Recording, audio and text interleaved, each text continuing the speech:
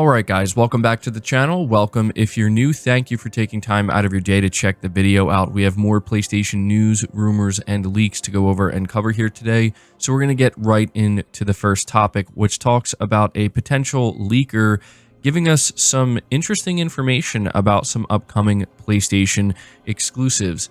So this is coming from the individual over on X/Twitter that goes by Silk Knight. And he said on February 27th, in the coming days, the announcement for Ghost of Tsushima on PC will take place. Sony plans to unveil the exclusive sequel for PS5 at a mid-year event. So what this does confirm is that this individual has some kind of insider information. This is the only person, as far as I could tell, that was saying something like this on February 27th. And so the very next day, they gave a specific day, that being Wednesday, March 6th, which is in fact when Ghost of Tsushima was announced for PC. So what I find very interesting here is this insider is letting us know that yes, we will be getting a sequel announcement to Ghost of Tsushima, specifically at a mid-year event. This to me makes a lot of sense. I think the timing of Ghost of Tsushima being announced for PC certainly indicates that Sucker Punch is prepping for a reveal of a sequel to Ghost of Tsushima. It just makes the most sense, and it also makes the most sense that it would show up at what we would assume to be a PlayStation showcase sometime during the summer. On top of that, though, an individual underneath this post said, "Any info on the God of War remake/remaster?" And they replied by saying, "However, there is more than one project related to God of War, even outside of Santa Monica Studios."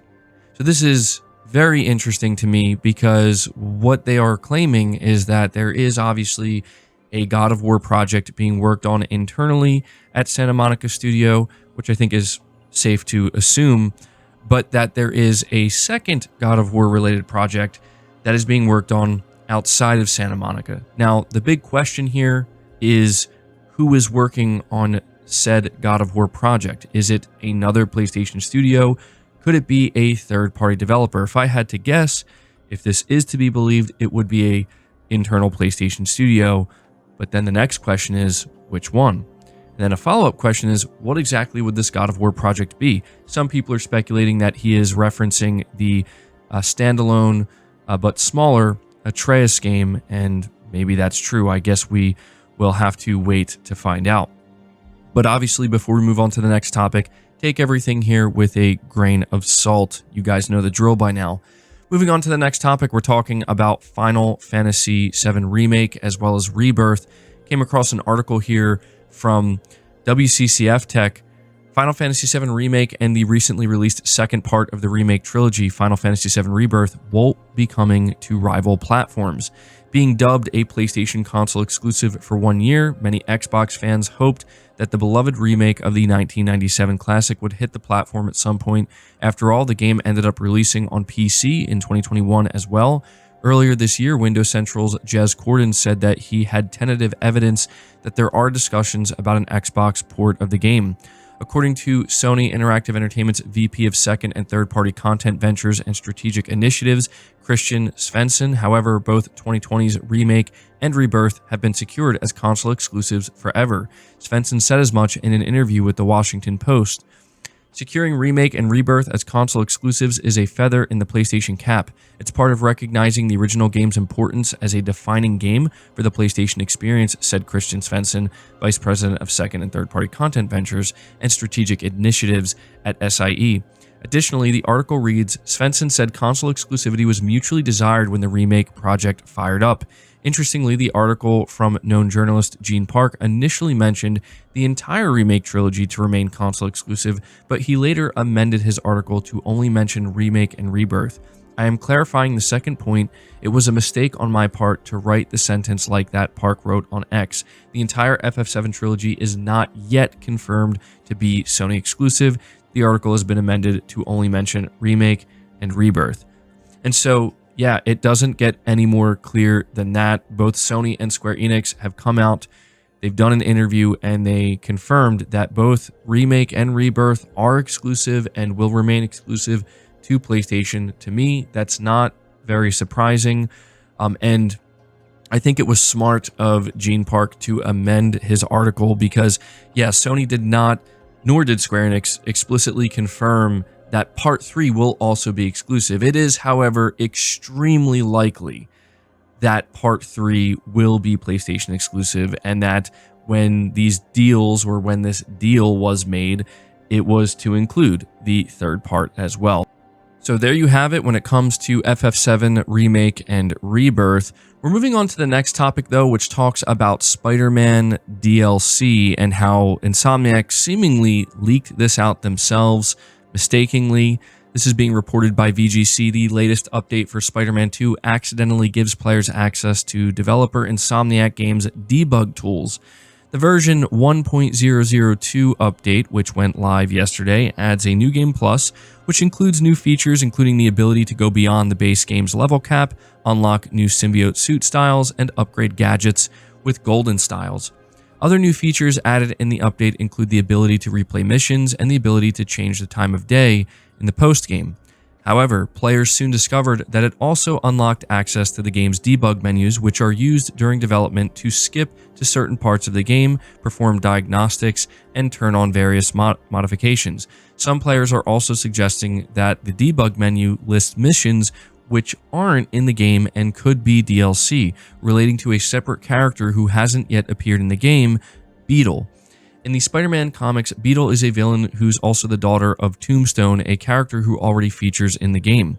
It should be noted, however, that not all content or references found in the game's files actually end up being used, and there's a chance that the missions listed in this debug menu refer to previously planned content that was ultimately canceled. And so Insomniac obviously posted a message about this, saying they were already working on a hotfix, and they do warn players that if you mess around with this debug menu, it could impact your save files as well as your trophy progression, so beware of that. But yeah, obviously this was a pretty big mess up on Insomniac's part here. You really have to wonder how something like this happens. People are speculating that maybe this has something to do with the recent Sony layoffs. Maybe they laid off the QA team. Maybe it's just the overall morale at Insomniac, where it's been pretty low lately, and maybe that's impacting their overall performance, leading to mistakes like this.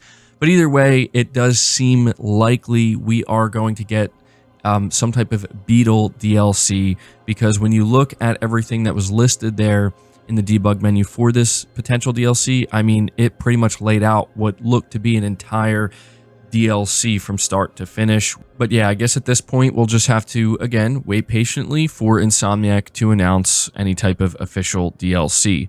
Moving on to the next topic, we're talking about Helldivers and how it seems to be selling incredibly well, maybe even better than what people were expecting. So if we refer to this post from Christopher Dring, who works for GamesIndustry.biz, he says Helldivers 2 was a real hit in the UK. It saw 3 consecutive weeks of sales growth, up 115% in week 2 and up 21% in week 3. And it was a hit on both PS5 and PC.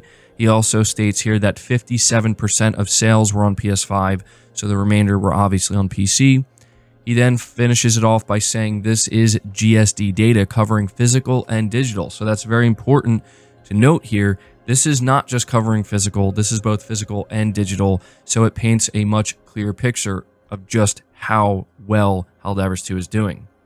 Now I want to refer back to this supposed insider, Silk Knight. He says Sony has had plans to acquire Arrowhead for a while, and considering that Helldivers 2 sales are close to surpassing 10 million units, I imagine this operation will go through.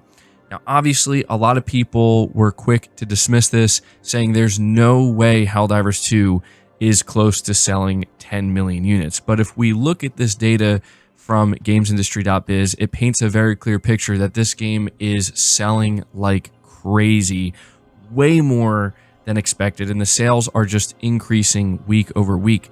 But we also have a reliable insider, Shinobi602, providing a little bit more information here that I think might help, back this up. Apparently, over on the Reset Era forums, Shinobi602 claims that Helldivers 2 has sold way more than 5 million units already. And the reason why he mentions 5 million units is because he responded to somebody who was saying the game could have definitely hit 5 million units by now. So when you put all of these things together, it really does begin to seem like Helldivers 2 may be well on its way to actually selling close to 10 million units. This is very shocking, I would say, because if that is true, I mean, you know, selling 5 million units alone is absolutely huge for any studio, especially a smaller studio. But if it's true that they are actually getting close to hitting 10 million, that is an unbelievable level of success that truly, I think, is difficult to believe. But I do suspect that if they sell 10 million units, they will announce that publicly, because why not? I mean, that is a massive milestone. But there you go. At the very least, we know it's well beyond 5 million. And according to another supposed insider, it's close to hitting 10 million. Very good stuff there. But we're moving on to the final topic of the video here, which just talks briefly about Rise of the Ronin. The trophy list for Rise of the Ronin is out there, and I'm not going to go over any of the trophies, but I want to read this brief description coming from PlayStation Lifestyle. They say, with Rise of the Ronin going out to reviewers, the game's trophies have been leaked online, revealing a completion-based platinum.